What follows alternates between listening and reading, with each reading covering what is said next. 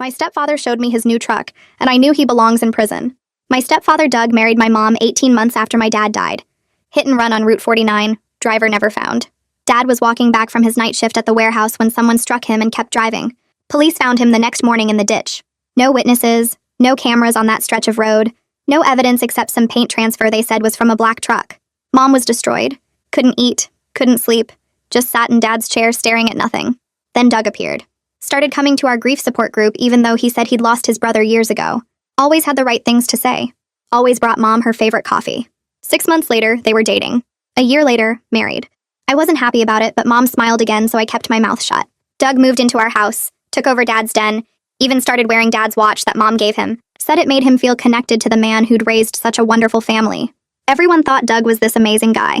He'd show up to all my college events, help my younger brother Jake with homework, cook dinner every Sunday. The neighbors loved him. Mom's friends said she was lucky to find love again. Even my aunt, who hated everyone, said Doug was a blessing after everything we'd been through. Last month, Doug said he had a surprise for the family.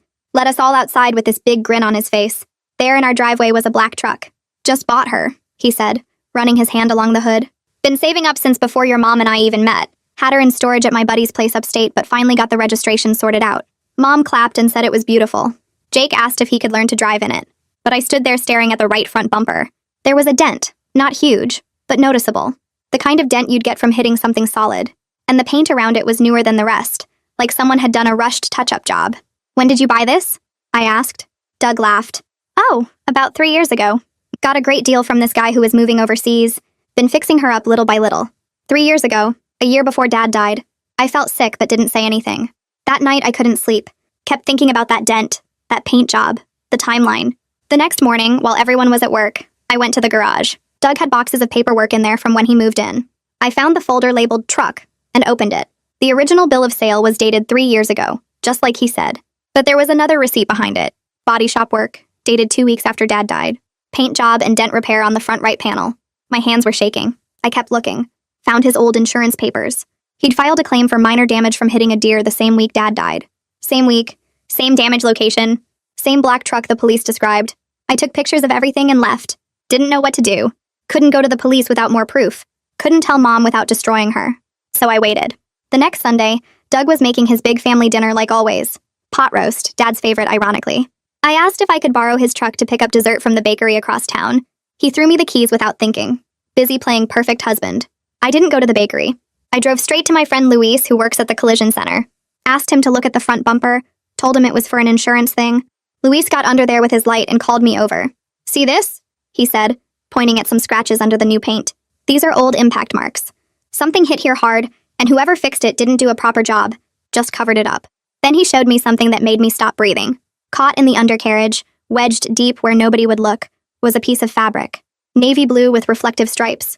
The same fabric from the warehouse uniform Dad wore every night. I had Luis remove it carefully and bag it. Then I drove home, bought a pie from the grocery store, and walked back in like nothing happened. Doug was telling Mom about maybe taking a family vacation, planning our whole future with his dead victim's money.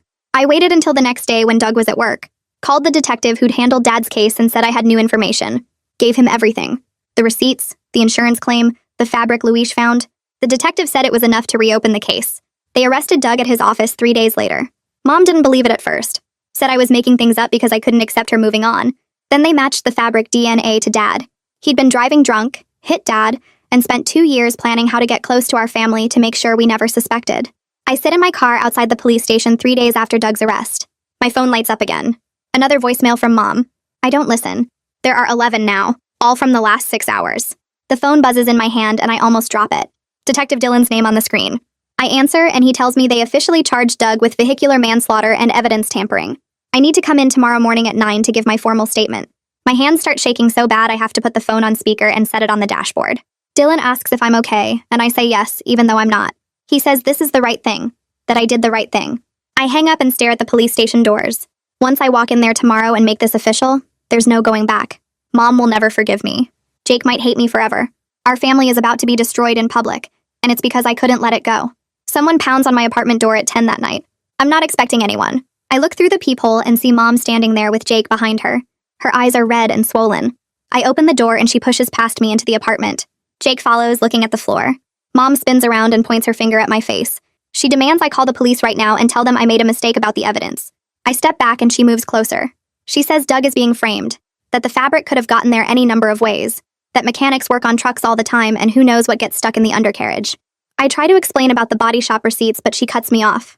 She says I'm destroying our family over circumstantial evidence because I never accepted her moving on after Dad died. Jake stands by the door with his arms crossed, looking miserable. I pull out my phone and show Mom the photos I took of the receipts. The body shop work dated 2 weeks after Dad died. The insurance claim for hitting a deer the same week. She slaps the phone out of my hand and it hits the wall. She's yelling now, saying I planted evidence because I'm jealous and sick and I need help. I look at Jake and he won't meet my eyes. I tell Mom the DNA matched Dad's uniform. She says DNA can be planted too, that I had access to Dad's things, that I'm making this whole thing up. I ask her why Doug kept the truck if he was innocent, why he hid it at his friend's place, why he lied about when he got it fixed. She doesn't answer any of that. She just keeps saying I'm destroying an innocent man and tearing apart our family and she'll never forgive me for this. Jake finally speaks up and asks if we can just go. Mom grabs his arm and pulls him toward the door. She turns back and tells me that when Doug is cleared, I'm not welcome in her house anymore.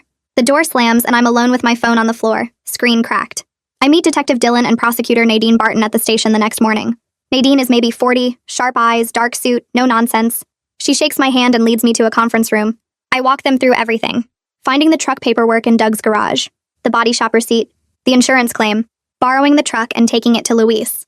What Luis found under the bumper, the fabric with the reflective stripes. Nadine takes notes and asks specific questions about timing, about who had access to what, about my relationship with Doug before I found the evidence. Dylan adds details about the original investigation into Dad's death, the paint transfer they found, the witness reports of a black truck, how it all matches Doug's vehicle. Nadine leans back in her chair and tells me this is going to trial. Doug's lawyer is already claiming I planted the evidence. They're saying I had access to his truck, to Dad's old uniforms, to everything I needed to frame him. She warns me I'll be painted as a jealous daughter who never accepted her mother's remarriage.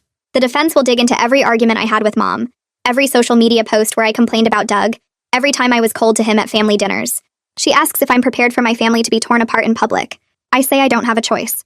She nods and says that's the right answer, but it doesn't make it easier. Dylan walks me out and tells me to keep my head down, avoid talking to anyone about the case, and call him if Doug or his lawyer tries to contact me. I drive home feeling sick. Jake calls me 2 days later. I'm in class when my phone buzzes. I see his name and step out into the hallway. He's crying so hard I can barely understand him. Kids at the school are asking if his stepdad really killed his real dad. Someone showed him a news article about Doug's arrest. Mom won't talk about it. She just keeps saying Doug is innocent and the police made mistakes. But Jake remembers Dad's uniform, navy blue with reflective stripes. He saw it hanging in the garage for years before Mom finally donated Dad's work clothes. He knows what I found was real. His voice breaks and he asks if I'm sure. Really sure, because if I'm wrong, then we're destroying an innocent man and Mom will never recover. But if I'm right, then Mom married Dad's killer, and he doesn't know how to live with either truth. I tell him I'm sure. I tell him about the receipts, the timeline, the insurance fraud. He's quiet for a long time. Then he asks what he's supposed to do now. How he's supposed to go home and look at Mom knowing she's defending the man who killed Dad. I don't have an answer for that. I tell him he can stay with me if he needs to. He says Mom would never allow it. He hangs up and I stand in the hallway listening to the dial tone. Detective Dylan calls me a week after the arrest. His voice sounds different, heavier. He says they've been digging into Doug's background and found something. 2 other accidents where he left the scene. My stomach drops. One was 15 years ago in another state. A pedestrian hit on a rural road at night. Never solved. The other was 8 years ago. Doug paid off the victim privately to avoid charges. Both times he was drunk. Both times he ran. Dylan says this changes everything. It shows a pattern. This wasn't some panicked one-time mistake where Doug hit Dad and freaked out. This is a man who repeatedly drives drunk, hurts people, and manipulates his way out of consequences. He's done it before and he'll do it again. The prosecutor is adding the pattern evidence to the case. I ask if they told Mom. Dylan says they're bringing her in tomorrow. I hang up and sit on my couch staring at nothing. Doug didn't just kill Dad. He's been doing this for years. How many other people did he hurt? How many other families did he destroy? Mom finally agrees to meet with me and Detective Dylan after Prosecutor Barton threatens to subpoena her as a witness. We sit in a conference room at the police station. Mom's arms are crossed tight across her chest. She won't look at me. Dylan spreads papers across the table. Body shop receipts, insurance documents, photos of the fabric, lab reports showing Dad's DNA. He walks her through it piece by piece. The timing of the body shop work, 2 weeks after Dad died. The insurance claim filed the same week, claiming he hit a deer. The fabric matched to Dad's warehouse uniform. Mom stares at the papers. Her jaw is tight. Dylan shows her the other accidents. The pedestrian 15 years ago. The victim Doug paid off 8 years ago. Both hit and runs, both alcohol-related. He explains this wasn't an accident. This is who Doug is. A man who drives drunk and runs when he hurts someone. Mom's face starts to change. The anger cracks. I watch the denial fall away and something else takes its place. Horror. She realizes she's been sleeping next to Dad's killer for over a year. She stands up fast, knocking her chair back. She runs to the bathroom. I hear her throwing up through the door. Dylan looks at me and I look away. When Mom comes back, her face is white. She sits down and asks what happens now. Dylan says she'll need to testify. She nods once and leaves without looking at me. 2 weeks after Doug's arrest, I go to the house to pick up some of my things. Mom's car isn't there. I use my key and walk in. The house feels different now. Colder. I head upstairs and that's when I see the envelope on the kitchen counter. It's from the bank. I shouldn't open it, but I do. Second mortgage documents. Mom took out a second mortgage on the house. $50,000. I find the payment schedule. $800 a month for 15 years. I look at the date. She did this 3 days after Doug's arrest. I call her and she answers on the fourth ring. I ask her about the mortgage. She's quiet for a long time. Then she says she needed money for Doug's defense lawyer. A good lawyer costs money, and Doug deserves the best defense. I ask her how she's going to make the payments on her salary. She says once Doug is cleared, everything will go back to normal. I tell her that's not going to happen. The evidence is solid. He's going to prison. She says I've already taken her husband and now I want to take her home too. I try to explain the financial reality, but she hangs up. I stand in the kitchen looking at the mortgage papers. Mom just bet our family home on Doug's innocence. When he's convicted, we'll lose everything. Prosecutor Barton calls me in for a meeting 2 weeks later. When I arrive, there's an older woman sitting in her office. Gray hair, kind eyes, maybe 60. Barton introduces her as Lucille Wake. Lucille came forward after seeing Doug's arrest in the news. 12 years ago, she was walking her dog at night when a drunk driver in a black truck hit her, broke her hip, killed her dog. The driver never stopped. She drags herself to the side of the road and calls for help. Police find paint transfer on her clothing but never catch the driver. She kept the clothes all these years. Couldn't throw them away. The lab is testing the paint now against Doug's truck. Lucille looks at me and says she's sorry about my father. She knows what it's like to be hurt by someone who just drives away like you don't matter. Her voice shakes when she talks about her dog. A little terrier named Scout. She'd had him for 8 years. Barton explains that if the paint matches, it establishes a pattern. Multiple hit and runs over more than a decade. It shows Doug is a repeat offender who's been doing this for years. I thank Lucille for coming forward. She takes my hand and squeezes it. She says she hopes this helps put him away, so he can't hurt anyone else. The story hits the local news 3 days later. I'm scrolling through my phone when I see the headline. Local man arrested for fatal hit and run, 3 years after victim's death. They use a photo of Doug from Mom's Facebook. Him smiling at a family barbecue. The comment section fills up fast. Some people leave supportive messages saying they're glad justice is finally being served, but others post that I'm an attention-seeking daughter trying to frame my stepfather. That Mom was probably in on it. That we're gold diggers who wanted Doug's money. I stop reading and put my phone away. The next morning, I go to my usual coffee shop and the barista gives me this look. Pity mixed with something else. I order my coffee and sit down. 2 women at the next table are talking. One of them says gold diggers always turn on their victims eventually. The other one laughs. They're talking about my family. About me. I grab my coffee and leave. I don't go back. Over the next week, I stop going to most of my usual places. The grocery store where everyone knows Mom. The gym where Doug used to work out. Even campus feels different. People stare. Some avoid me. Others ask invasive questions. The isolation is awful. I understand now why people don't come forward with evidence. The social cost is brutal even when you're right. Jake calls me 2 days before the preliminary hearing. He's been quiet for weeks, barely answering my texts. Now he says he needs to talk. I meet him at a park near his school. He looks exhausted. He asks if I really need him to testify. I tell him what Prosecutor Barton said. They want him to talk about Doug taking over Dad's belongings. Dad's den, Dad's chair, Dad's watch. It shows how Doug calculated his way into our family, how he systematically replaced Dad in every way. Jake says he's 16 and terrified of choosing between Mom and the truth. I tell him I won't be angry if he stays out of it, that I understand this is too much to ask. He looks at me and says he's going to do it. He's going to testify. Because Dad deserves the truth even if it destroys everything else. I hug him and he's shaking. 2 days later, Jake tells Mom he's going to testify. I'm not there, but he calls me right after. His voice is hollow. Mom slapped him across the face. First time she's ever hit either of us. Then she broke down sobbing in the kitchen. Jake grabbed his stuff and left. I pick him up and we drive to Aunt Ramona's house. She opens the door and pulls Jake into a hug. She tells us we can stay as long as we need. That night, I lie awake listening to Jake cry in the next room. Our family is gone. Mom chose Doug over us, and the trial hasn't even started yet. 3 weeks after Doug's arrest, I wake up at 2 in the morning with this feeling I can't explain. Like something's pulling me downstairs. I find Mom sitting in Dad's old chair in the living room. She's holding his work jacket, the navy blue one with the reflective stripes that he wore every night to the warehouse. She's crying so hard her whole body is shaking. I stand in the doorway not knowing if I should leave or stay. She looks up and sees me. Her face is red and wet and broken. She says she knew something was wrong about Doug's story. The timing of when he bought the truck never made sense. He asked too many specific questions about Dad's accident, details about the road and the time and what Dad was wearing. He always changed the subject when anyone brought up that night. She ignored all of it because she couldn't face being alone, couldn't handle the empty house and the empty bed and the silence. So she let herself believe his lies, let herself fall in love with the man who killed her husband. She brought Dad's killer into our home, let him sleep in Dad's bed, let him wear Dad's watch, let him play father to Dad's children. Her voice breaks on every word. I sit down on the floor next to the chair. Don't know what to say because there's nothing that makes this better. She asks if I hate her. I tell her I don't. I'm angry and hurt and confused, but I don't hate her. She reaches down and touches my hair like she used to when I was little. Says she's sorry for not believing me. Sorry for choosing Doug over me and Jake. Sorry for everything. We sit there until the sun comes up, not talking. Just existing in the same space with all this pain between us. 2 days later, I get a notification that Doug's lawyer filed a motion. I open the document on my laptop and feel my stomach drop. Caleb Pope is claiming I planted the evidence. He's attached screenshots of my social media posts from 2 years ago. Posts where I said I wasn't happy about Mom's remarriage. Posts where I complained about Doug taking over Dad's space. He's painting me as a disturbed daughter who never processed her grief. Says I fixated on destroying Mom's new relationship. The hearing is set for next week. I show up at the courthouse in the clothes Aunt Ramona helped me pick out. Professional, but not too formal. The courtroom is smaller than I expected. Pope stands up and starts talking about me like I'm a criminal. He says I had motive because I resented Doug. Had opportunity because I borrowed his truck. Had access to Dad's old uniform fabric. He makes it sound so reasonable.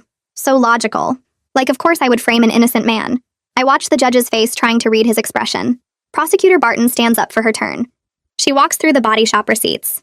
The dates prove the damage happened before I ever suspected Doug. The insurance claim was filed the same week Dad died. The timeline doesn't work for Pope's theory. But when I leave the courthouse, I feel like I'm the one on trial. Like I did something wrong by finding the truth.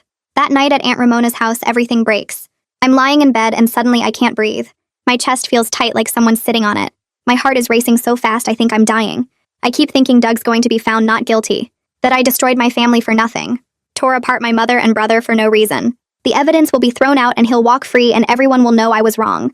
Ramona hears me gasping and runs in. She tries to calm me down, but I can't stop panicking. Can't get air into my lungs. She drives me to the emergency room. The doctor says I'm having a panic attack. Gives me something to help me breathe. Refers me to a therapist. Writes a prescription for anxiety medication. I realize sitting in that hospital bed that I can't carry this weight by myself anymore. Can't pretend I'm strong enough to handle all of this alone. Luis calls me 3 days later. His voice sounds stressed. Doug's defense team sent him a subpoena. They're questioning whether he handled the evidence properly, suggesting he might have messed it up on purpose to help me. His boss is furious that the collision center is getting dragged into a criminal case. Luis says he might lose his job over this. I feel this crushing guilt in my chest. He only helped me because I asked him to. Now he's paying the price for my investigation. I offered to testify about how careful he was, how he documented everything. But Luis says that might make it look worse. Like we coordinated our stories. He tells me it'll be okay, but I can hear the worry in his voice. I hang up and want to scream. Everyone who helps me gets hurt. Prosecutor Barton calls the next week with news. Lucille Wake's paint transfer came back as a match to Doug's truck. The lab confirmed it. Doug didn't just kill Dad. He's been doing this for years. Hurting people and running away. The case isn't about one accident anymore. It's about a pattern. Barton is adding charges for the earlier hit and run. Lucille agreed to testify even though her family is worried about her reliving the trauma. I meet Lucille for coffee to thank her. She's older than I expected. Gray hair and kind eyes. She tells me she spent 12 years wondering why someone would hit her and kill her dog and just leave her bleeding in the street. Knowing it was Doug doesn't bring her dog back. Doesn't erase the pain. But it helps her understand that it wasn't random. Wasn't her fault. There was a reason, even if the reason is just that Doug is a monster who doesn't care who he hurts. She squeezes my hand across the table. Says she hopes this puts him away so he can't hurt anyone else. 4 months after Doug's arrest, the trial finally begins. I walk into the courtroom and see Mom sitting on the defense side. She looks 20 years older. Hollow eyes, thin face, like she's disappearing into herself. Jake and I sit with the prosecution. When they bring Doug in, he's wearing a suit I've never seen before. Expensive looking. His lawyer probably picked it out to make him look respectable. Mom won't look at him. Just stares at her hands in her lap. The jury selection takes 2 days. I study their faces, try to guess who will believe us and who will think I'm lying. There's a woman in the front row who keeps looking at me with this expression I can't read. A man in the back who looks angry about being here. I make up stories about them in my head. Who they are, what they think, if they'll save us or destroy us. On the 3rd day of trial, Prosecutor Barton calls me to the witness stand. My legs feel shaky walking up there. She asks me to describe how I found the evidence. I walk through every step. The dent in the bumper, the receipts in the garage, borrowing the truck, Luis finding the fabric. I try to keep my voice steady. Stick to the facts. Then Caleb Pope stands up for cross-examination. He asks about my timeline. Suggests I could have planted the fabric. Says my grief made me see connections that weren't there. He asks if I ever considered that I might be wrong. That I might be destroying an innocent man's life. My voice shakes when I answer. I tell him I considered it every single day. Thought about it constantly. But the evidence doesn't lie. The dates don't lie. The DNA doesn't lie. When I step down, my hands are trembling. Mom testifies the following week. I watch her walk to the stand looking small and broken. Barton asks her about Doug's questions regarding Dad's accident. Mom admits Doug asked detailed questions. Knew things about that night he shouldn't have known. She ignored the red flags because she was lonely. Because Doug made her feel less alone.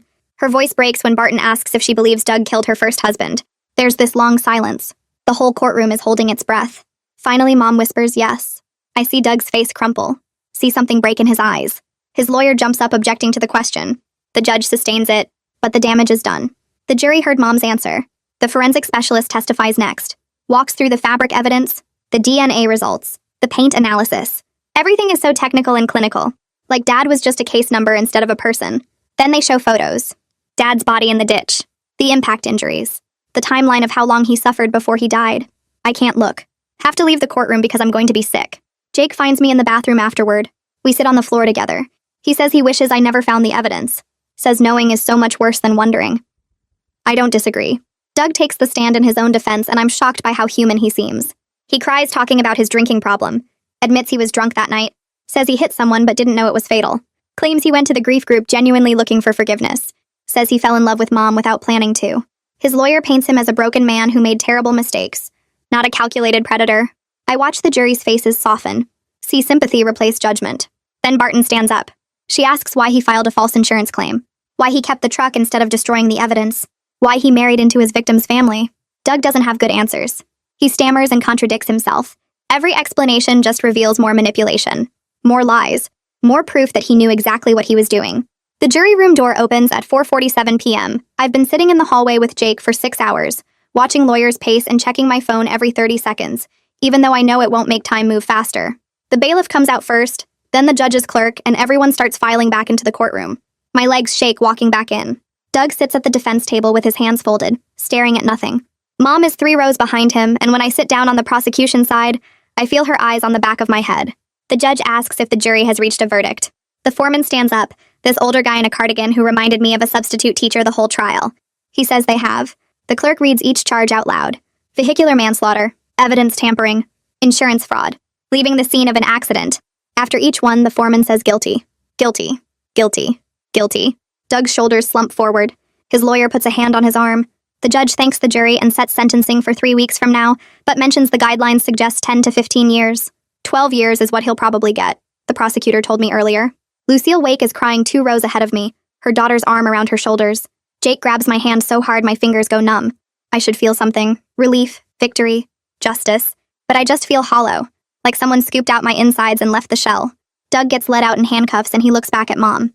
She won't look at him. Won't look at me either. People start standing up, talking in hushed voices, and I realize the courtroom is dividing into camps. Some people come over to shake my hand or touch my shoulder. Others give me looks like I'm the villain here. Jake and I walk out through the side door to avoid the crowd. Aunt Ramona's living room smells like the lavender plug-in she uses and old coffee. Mom sits in the armchair by the window. Jake and I take the couch. Nobody talks for maybe 10 minutes. The clock on the wall ticks. A car drives past outside. Ramona is in the kitchen making tea nobody asked for. Mom finally breaks the silence. She says she's sorry. Sorry for not believing me when I first showed her the evidence. Sorry for choosing Doug over her own kids. Sorry for being so desperate not to be alone that she let a monster move into our house and sleep in Dad's bed. Her voice cracks on the last part. Jake stares at his hands. I want to say it's okay, but it's not okay, and we all know it. I want to say I forgive her, but I don't. Not yet. Maybe not ever. So I just sit there. Jake doesn't say anything either, but we don't leave. We stay on the couch while Mom cries and Ramona brings in tea that gets cold on the coffee table. After a while, Mom asks if we can stay here tonight instead of going back to the house. Jake nods. I nod. Ramona says of course she'll make up the guest rooms. Mom gets up to help her and I hear them talking quietly in the kitchen. Jake leans against my shoulder. He's almost as tall as me now, but in this moment he feels small again, like when he was little and scared of thunderstorms. The next 3 days blur together. I go to class but don't remember what the professors say. I sit in the library staring at the same page of my textbook for an hour. I accomplished what I set out to do. Doug is going to prison. Dad's killer will pay for what he did. But I don't feel satisfied. I feel exhausted. The grief is worse now somehow, sharper, because now I know exactly how Dad died. I know he was walking home from his shift. I know Doug hit him and kept driving. I know Dad probably lay in that ditch for hours before he died, alone in the dark. Before, it was this terrible unknown thing. Now it's a terrible known thing, and knowing doesn't make it better. My therapist squeezes me in for an emergency session on Thursday. She says what I'm feeling is normal. Justice and healing aren't the same thing. I did the right thing, but right things can still cost everything. She asks if I'm having thoughts of hurting myself. I say no, which is true. I'm just tired. So tired. She adjusts my medication and tells me to call her if things get worse. That night, I can't sleep. I keep thinking about Doug crying on the witness stand when the prosecutor asked why he married Mom. He said he fell in love with her. Maybe that was even true. Maybe he really did love her in his own twisted way. And I hate myself for feeling any sympathy for him. He killed my father. He manipulated my family. He deserves everything he's getting. But he's still a person, and watching someone's life get destroyed, even when they deserve it, leaves a stain. Mom calls 2 weeks after the verdict. She's putting the house up for sale. Can't afford the mortgage anymore because Doug's defense ate through their savings, and his income is gone now. Plus, she can't live there anymore. Can't walk through rooms where Doug pretended to be part of our family. The realtor is coming Thursday to do the listing photos. She needs help packing up Dad's things. Really packing them up this time, not just shoving them in boxes in the garage like she did when Doug moved in. Jake and I drive over Saturday morning. The for sale sign is already in the yard. Inside, the house feels different, smaller somehow, like it's already not ours anymore. We start in Dad's old den, the room Doug took over.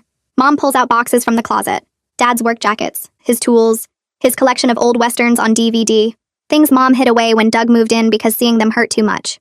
At the bottom of one box, under some photo albums, Jake finds a manila envelope. Inside are letters, 3 of them. One addressed to Mom, one to me, one to Jake. Dad's handwriting on the front. Mom's hands shake when she sees them. She says Dad wrote them after his first cancer scare 5 years ago, before the treatments worked. He wanted us to have something if he died. She forgot about them. Or maybe she didn't forget. Maybe she couldn't bear to look at them. We sit on the floor and read them. Dad's letter to me talks about how proud he is of who I'm becoming, how strong I am, how he knows I'll do great things. He says if he's gone, I need to take care of Mom and Jake. Be the strong one. Keep the family together. I read it 3 times and then I can't see the words anymore because I'm crying too hard. Jake is crying. Mom is crying. We sit there in Doug's old den, in the house we're losing, reading words from the man we lost, and for the first time since the arrest, the 3 of us are crying together like we did at Dad's funeral, like we should have been doing all along instead of breaking apart. Mom and I talk that night after Jake goes to bed. Really talk, not the careful surface conversation we've been having. She admits she knew something was wrong with Doug's story about the truck. The timing bothered her. The way he asked so many detailed questions about Dad's accident, how he always changed the subject when she tried to dig deeper. But she ignored it because she was lonely and he made her feel less alone. She says she'll probably never fully forgive me for how I handled things. Going behind her back, investigating without telling her, forcing the truth out into the open where it destroyed everything. Even though she knows I was right, even though Doug deserved what he got, I tell her I'd probably do it the same way again. I couldn't let Dad's killer go free, even if it meant losing her. We're both crying, but it feels real, not like the polite sadness we've been performing for each other. She asks if we can ever be a family again. I don't know how to answer that. We'll never be the family we were before Dad died. We'll never be the family we pretended to be when Doug was playing husband and stepfather. Maybe we can be something else, something new, something honest. I don't say that out loud because I don't know if I believe it yet. But I stay on the couch with her until midnight, and that feels like something. Jake decides he wants to study criminal justice in college. He tells me this while we're visiting Dad's grave the following weekend. He says watching the legal system work, slowly and imperfectly, but ultimately toward truth, gave him faith that justice is possible even when it's complicated. He understands now why I couldn't let it go, even though he wishes I could have. He's proud of me even though this year has been the worst of his life. We stand there looking at Dad's headstone. Someone left flowers, probably Mom. Jake says he thinks Dad would be proud too. Proud that I didn't give up. Proud that I found the truth. I want to believe that. Want to think Dad would approve of me tearing apart our family to put his killer in prison. But I'll never really know. Dad's letter said to keep the family together, and instead I broke it into pieces. Maybe that was necessary. Maybe there was no other way. Jake puts his arm around my shoulders and we stand there until the sun starts setting and the cemetery gates are about to close. 6 weeks after the verdict, I'm starting to build something that looks like a normal life. I go to my classes and actually pay attention. I meet my study group at the coffee shop and don't leave early. My panic attacks are less frequent with the therapy and medication, down from 3 or 4 a week to maybe 1 every 10 days. Mom and I talk on the phone twice a week. The conversations are still awkward and careful, like we're walking on ice that might crack, but we're trying. She's moving into a smaller apartment across town next month. Jake is helping her pack. I offered to help too, and she said maybe, which feels like progress. We'll never be the family we were before Dad died. That family is gone. buried with him in that cemetery plot. We'll never be the family we pretended to be when Doug was playing husband and stepfather. That family was a lie built on murder and manipulation. But we're slowly becoming something new. Something harder and more honest. Something that knows the worst and chooses to keep going anyway. I did the right thing turning Doug in. I know that. The evidence was there. Dad deserved justice. But it cost me almost everything. Cost me my relationship with Mom. Maybe forever. Cost Jake his sense of safety. Cost us the house we grew up in. Cost us the illusion that we could ever go back to normal. But I can sleep at night now. Most nights anyway. I can close my eyes and know that Dad's killer is in prison. That the truth, however painful, is out in the open where it belongs. That living a lie, no matter how comfortable, is worse than facing the hardest truth. Some days I even believe it.